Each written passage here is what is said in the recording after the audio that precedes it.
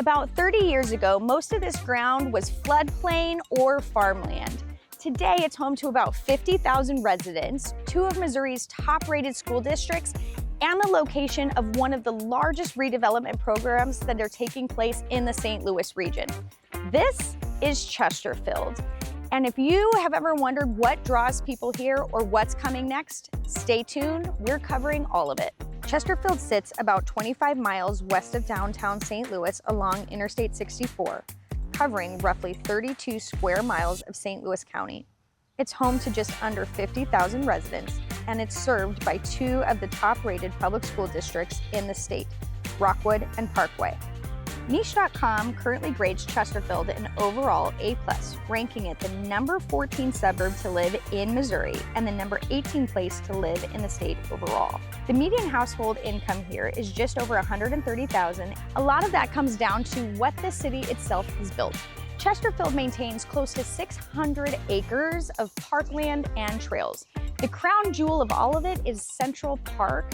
That's 39 acres full of walking trails and a lake, free public art, and movies and concerts at the Chesterfield Amphitheater. But Chesterfield's story starts a lot earlier than 1988. In 1815, a Vermont land speculator named Colonel Justice Post arrived in this area and started buying up land, eventually more than 21,000 acres of it. By 1817, he had laid out a town along what's now Wild Horse Creek Road and named it Chesterfield, after a town back in New Hampshire where he grew up. For most of the next century, there wasn't just one Chesterfield. There were 6 small towns and post offices scattered across the valley: Bellefontaine, Lake, Gumbo, Monarch, Bonhomme, and Post's original Chesterfield town site. 2 more communities just to the west, Orville and Centaur, shaped the area too.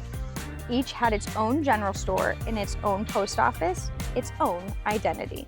One of the most significant sites still standing is Thornhill, inside now Faust Park. It was built between 1815 and 1817 as the home of Frederick Bates, Missouri's second governor.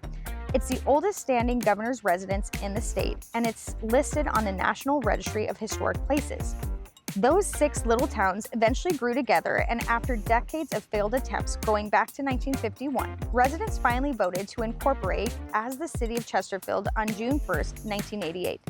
In less than 40 years, it's grown into what the city itself calls West County's premier residential, business, retail, and transportation hub. Down here in Chesterfield Valley, locals just call it the Valley, is where a lot of day-to-day life happens. You've got Chesterfield Commons, one of the longest retail strips in the region, St. Louis Premium Outlets, home to more than 90 outlet stores, and an entertainment district anchored by Topgolf.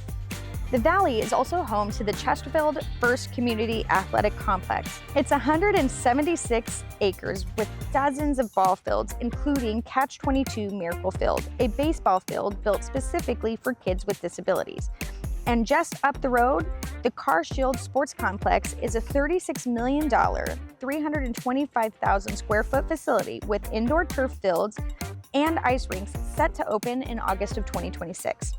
If you'd rather be outside, the Monarch Chesterfield Levee Trail runs 11 miles through the valley, and a bridge path completed back in 2016 connects it across the Missouri River to the Katy Trail in St. Charles County.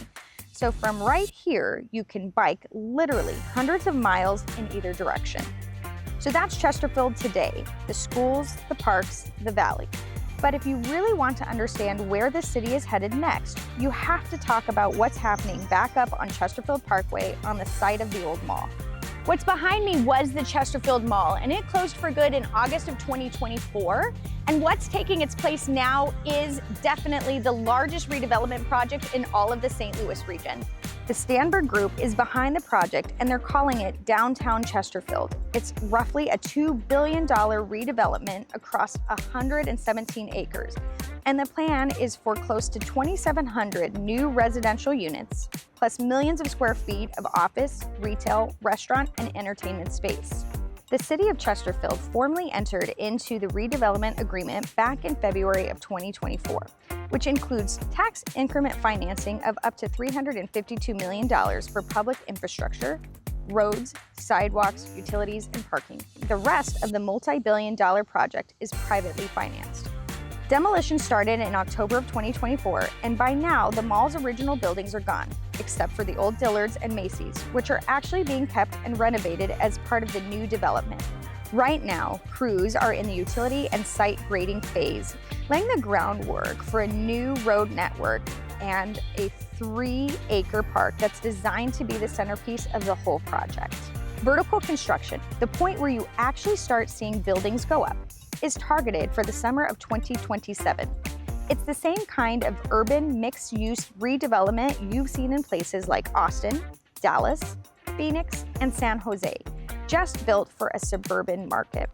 When it's finished, it's going to reshape what it means to live in Chesterfield, a walkable downtown in a city that really hasn't had one. From a couple of gravel roads to a handful of small post offices, to today with 2 top-rated school districts and a $2 billion downtown taking shape, this is Chesterfield's story, and it's still being written. If you're thinking about making it your home, or maybe you already live here and you're curious what that does for your property, I'd love to talk you through it. I'm Spencer Argueta with Elevate Realty, and you can call or text me.